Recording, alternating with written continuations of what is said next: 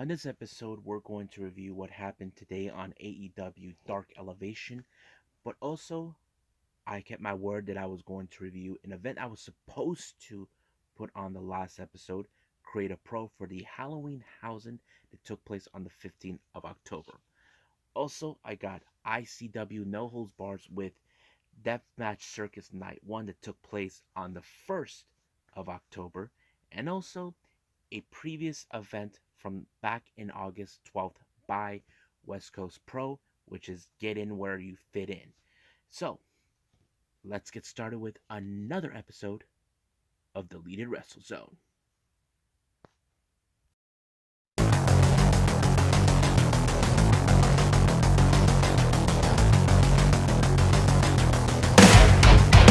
Are you ready? Get up, get up! Get up, get up! Get up, get up! Get up, get up! Get up, get up! Get up, get up!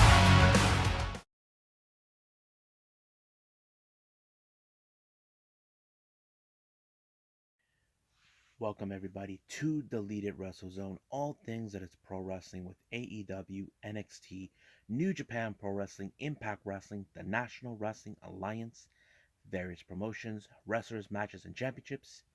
I am your host, Jay Ryder. So, let's begin with AEW Dark Elevation.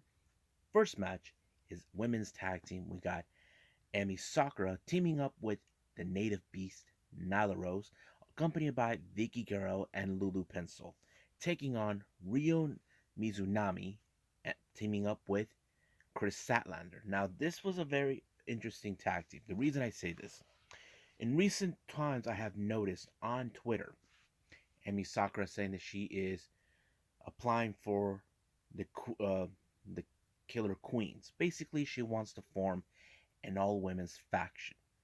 And I want to confess to all you, I think Nyla Rose is a perfect applicant for that. The reason I say this, um, she fits perfectly.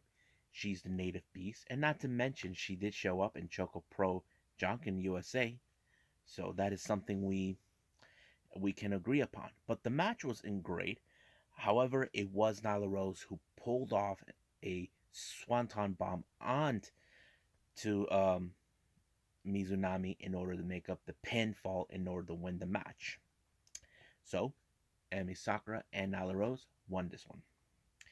Next up, we got the Elite Hunter, Frankie Kazarian, taking on the Savage, Victor Benjamin. Now, you probably tell me, who the hell is the Savage? Now, for some of you who may or may not know who Victor Benjamin is, he is the real life husband of the coolest wrestler we know, Lady Frost.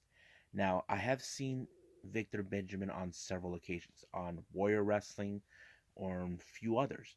I mean, he did a pretty good job in this match. I am definitely give him credit for it. But however, it was Frankie Kazarian that applied the chicken wing onto him and forced him to tap out. Next up, we got Rio taking on Kayla Sparks. As you know, Rio, she will always be one of my favorite Yoshi wrestlers coming to AEW. And of course, she hasn't missed a step. As you know, some of you probably say, what the hell has she been the entire time? Well, she's been going back and forth in Japan, but however, she made the US her permanent home. But as always, Rio applied that little running double knee into her face, and blammo, it was over. Next up, we got FTR, Wheeler, and Darwood, Harwood taking on Waves and Curls. Now, this was a very, mellow tag team, but it fits in perfectly for them because, as you know, uh, FTR are in line for a AEW World Tag Team titles. Don't know when they will be going to Mexico to put the AAA Tag Team titles on, but hopefully I get to see that. But on a side note for that, Tully will not be joining them. It would be Vicky Guerrero because it would make sense.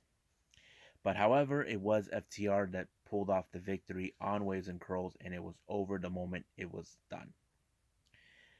Next up, we got Tay Conti taking on LMK, and of course her judo does come in handy when it comes to wrestling, and it did help pick up the victory for her.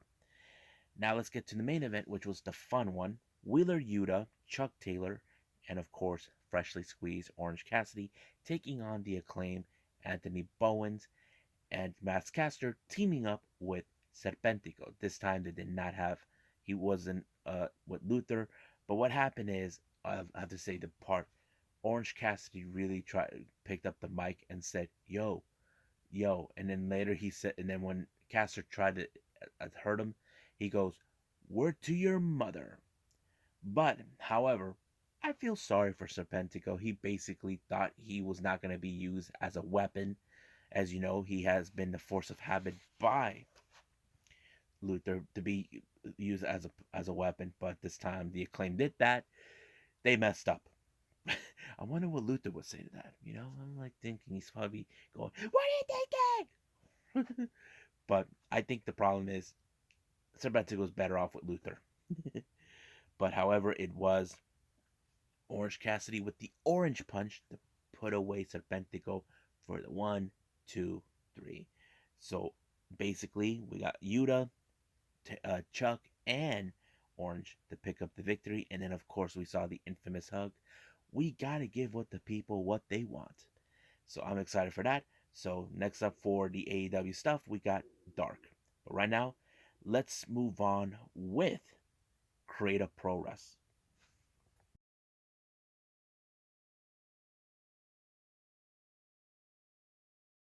Okay, this next event is by Create a Pro. It's for the Halloween Hausen.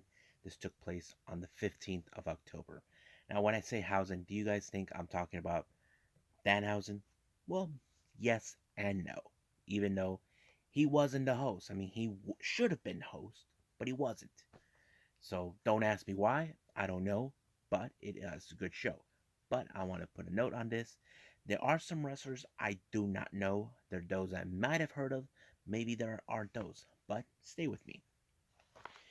Our first match is for the CAP Mayhem Metal title Fatal 5-Way. We have Kevin, Tibbs, Cliff Marshall, Vargas, Max, Vinnie Mac, and of course G George. Now I don't know who these guys are.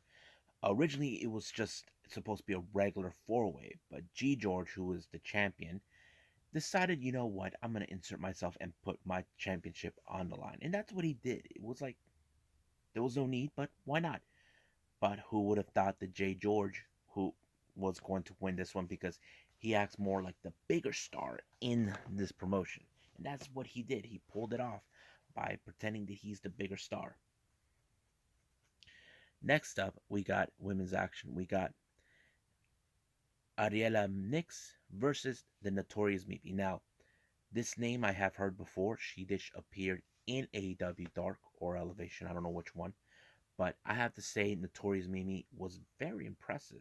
I didn't like how she finished off Nyx by applying a reverse armbar, like basically having her Nyx on her stomach, but pulling her left arm back. It kind of was very impressive, and I'm like, now I see why they call her Notorious, and she exploited that in order for her to tap out. So Notorious Mimi won the match. Next up, we got Bryce Donovan taking on JT Dunn, being accompanied by Trigger the OG.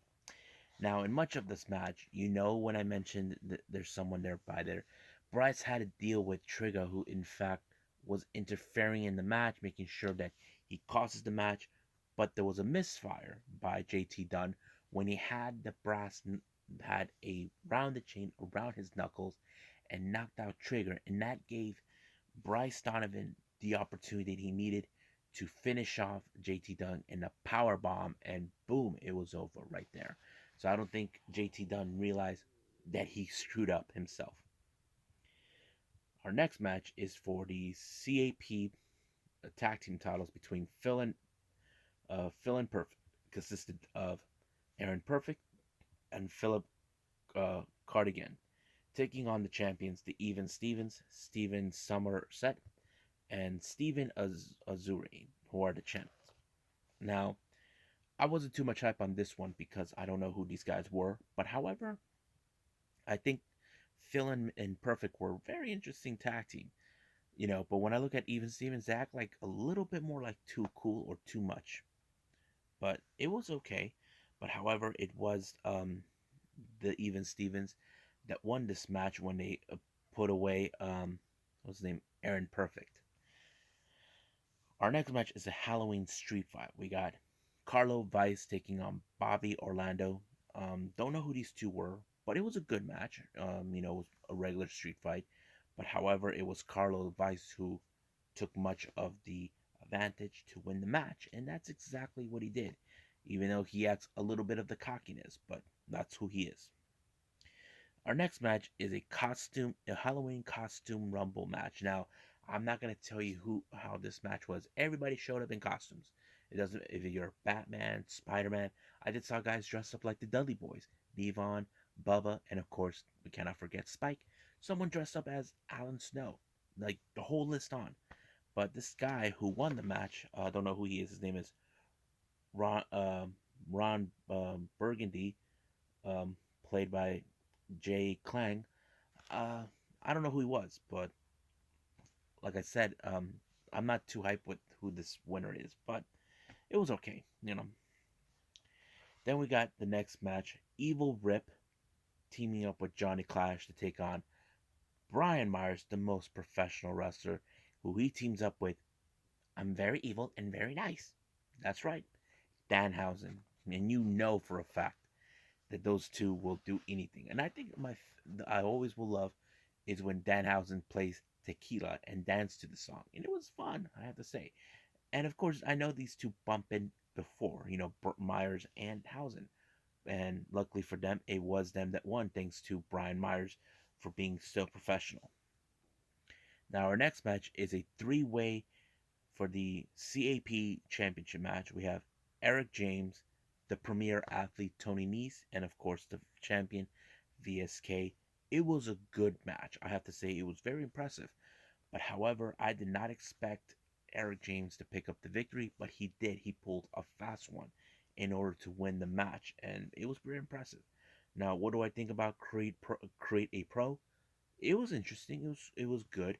Not a whole lot, but I do know that this is the promote academy that MJF was trained at. But if I want to see this again, I definitely would love to see it again, and hopefully I'll do more of these in the future.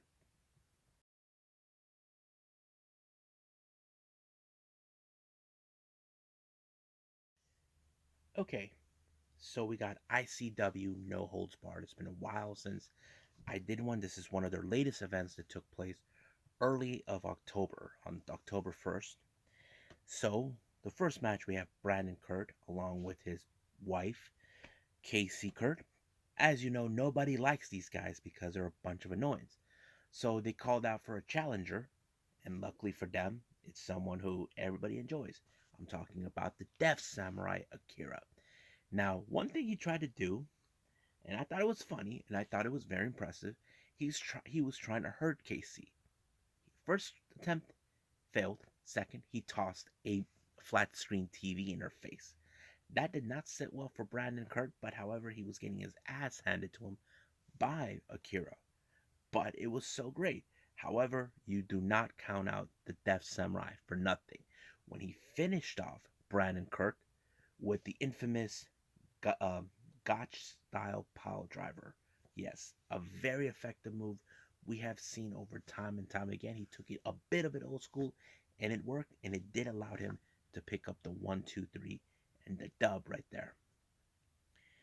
Next match, we have Tank being accompanied by the Rev, Dan Solomon taking on Justin Kyle. Now, these two have, let's just say, don't get along and they don't want and try to prove who is the better man. But, however, Justin Kyle was so impressive because the way I see it, he put Tank in a big chokehold, like down and out of nowhere in the corner turnbuckle.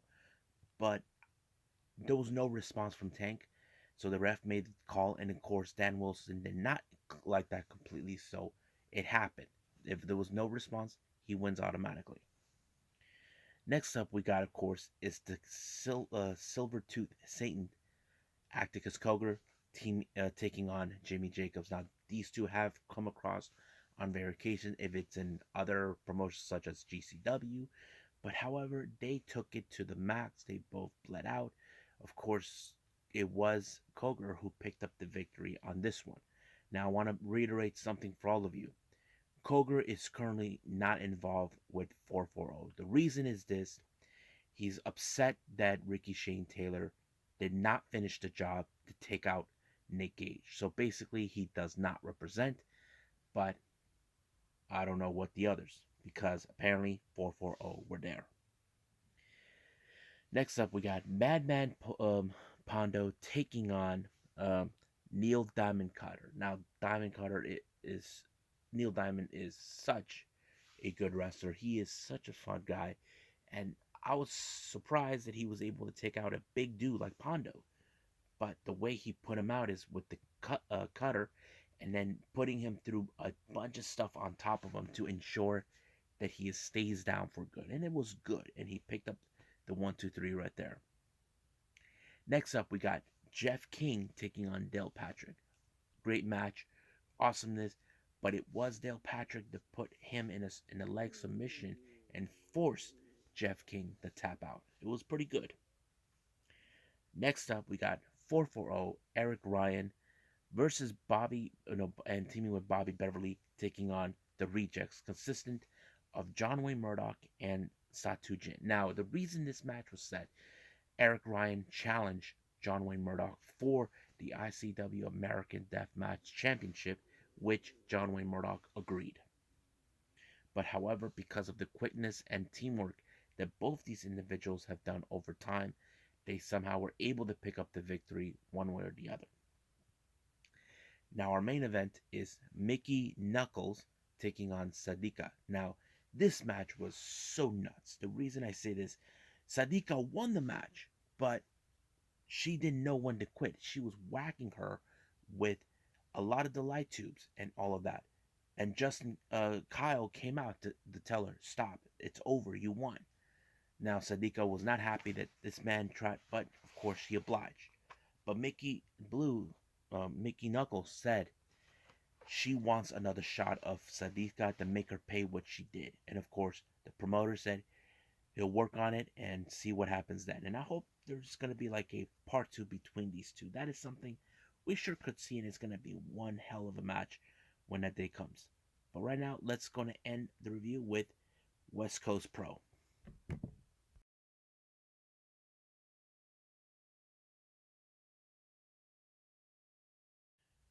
Okay, this next review and the last one I'm going to do for all of you. This is West Coast Pro Wrestling, or just simply West Coast Pro. This promotion is based out here in the Bay Area in the West Coast in California. I heard some interesting things from them. I heard many events, and this one was one of the second events they done, returning since the pandemic made things worse for them. Um, Not a whole lot, but there are wrestlers you may or may not have heard of. The first match is Derek Slade versus Funny Bone. Now, I have seen Funny Bone at the Future Stars of Wrestling. Funny Bone's a great wrestler to watch. He's funny. He's great. I just enjoyed him being like this crazy dude. But however, he lost the match thanks to Derek Slade's manager. I forgot what he did. He tossed some wine in his face in order to ensure that Derek Slade won the match when he pinned him 1, 2, 3. Now, this next match originally was supposed to be a three-way, a triple threat match, but it ended up with the four-way when we had Nick Wayne, Juicy Fanu, and Titus Alexander. Apparently, Vinny Mazzario felt that the management made the piss poor mistake of not for removing him and replacing him with Juicy, but no one cared. And then, of course, Titus jumped out of the ring and shut him up. Ended up in a very interesting four-way. However, it was a little interesting to see that it was Titus Alexander who picked up victory when he pinned Nick Wayne. So he is the future of future star in the industry right now, and I can't wait to see what this guy could do. But it was pretty good. Excuse me. Next up, we got Sandra Moon taking on Jordan Blue. Now, I'm not much about them. Um, if I have to scale this one, I'll give it maybe a 5 because it was pretty good, but I'm not familiarized with these two ladies. I mean, as much as I want to, I don't know much, but that's how I feel. Next up, we got Levi Shapiro taking on Alpha Zoe. This match was incredible. I have to say, it showed that Alpha Zoe is a new up and comer who's trying to be a big star. But Levi Shapiro, he's like, nope, I'm not letting you do that because it's my show. I do how I say it. But it was Shapiro that put Zoe in a power bomb and completely put him out for good with the 1, 2, 3. Next up, we got the Red Death himself, Daniel Garcia, taking on Jacob Fatu. What a great match. I think it was good. 100%. I mean, you look at Daniel Garcia, look at his size. He's small, but he is unbelievably amazing with his like technical wrestling skills. But however, the power of Jacob Fatu was just too much for him. And that also applied for Fatu to win. And that's exactly what he did when he applied that to him. Next up, we got Steven Trezario taking on the effing Truth, AJ Gray. What a great match. It was also fun. However, it was AJ Gray that applied the power bomb onto Trezario to allow him to pick up the W. Then we have a tag team action. The West Coast Wrecking Crew, Jarrell Nelson and Royce Isaacs taking on Carl Fredericks and Rocky Romero. Great tag team. I love it. It was unbelievably awesome. I think it showed how great to see people who come from New Japan in West Coast Pro. But fortunately, the experience that West Coast Wrecking Crew has put them out and put Boat Rocky in the power bomb in order to win for them to win the match. However, at the post match, Rocky said that he loves what he sees, that he will love to come back to West Coast Pro, and everybody probably are excited when that day will happen. There are some events by them that I haven't seen yet, but if that happens, I will let you guys know. Now, our main event is for the West Coast Pro Championship, Heavyweight Championship between Starboy Charlie and champion Alex Hammerstone. Now, this match was amazing. It showed another case of David versus Goliath, that Starboy Charlie is living his dream despite of his size. Now, this is before he broke his leg, because the one I saw took place on the 26th, but this was on the in August. But Starboy Charlie was impressive, but however, he was this close. If it wasn't for Titus Alexander costing him, now you probably say, why would he do that? I think he felt threatened. I'm not sure, but hopefully more of this will come into light so I can watch what they do. And I have to say, West Coast Pro really, really impressed me. I will love to review more of their shows. I know there's some I haven't seen yet, but can't wait to review for all of those. Now, right now, I'm going to do some news updates right now.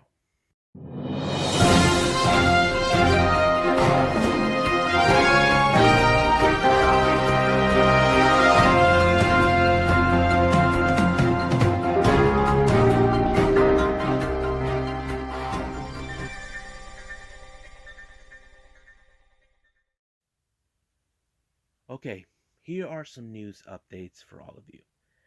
You may have heard of this guy or not, Speedball Mike Bailey. He is a wrestler based out of Canada. He has wrestled in Japan and he's wrestled in the UK. However, he was unable to wrestle in the US due to violating a rule that he did not do. He did not have a work visa because since he's Canadian to wrestle in the US, so he was banned from the US for 5 years. Now the real question is, why is that important? Right now, recently news has revealed that Mike Bailey is now signed with Impact Wrestling. Scott D'Amore showed up with the contract, and Bailey actually signed it on the back of Josh Alexander, and it's great to see it. But some of you probably say, wouldn't he be better off with AEW or Impact? Yes, but I feel that they had the connections. The reason is this, if you guys know this or not, for me, I feel D'Amore was keeping tabs on that because D'Amore he is not an American citizen. He is a Canadian citizen. And I think it might have given him the helping hand. And of course, I can't wait to see what Mike Bailey will bring into the table in to Impact Wrestling. Now, the last piece of news took place on the 1st of November, which is today. It was announced Tom Lawler is now a free agent, so he is no longer working with MLW. So he told them he was thankful and appreciate for 4 years of his life being with that company. Um, the real question is now is what's next for him. I mean, I know he is the current strong openweight champion with New Japan, and of course we have him appearing in other promotions such as Absolute Intense Wrestling and a few others. So whatever the future lies from, we will be there to watch where he goes next from there. Well, I hope you guys enjoyed this episode. Coming up, we have Tuesday Wrestling as always. We have the NWA Power. We have AEW Dark, and of course NXT 2.0 coming into their fallout after Halloween Havoc. If I do have time to review another, I'm considering doing that. I haven't decided yet, but if I do, you guys will be the first to hear that. Haven't decided, but for now, I'm gonna stick what I got right now for all of you, and of course, and I'll see you guys on the next DWZ time. Same DWZ channel. I must bid all of you adieu. So, goodbye. And have a nice day.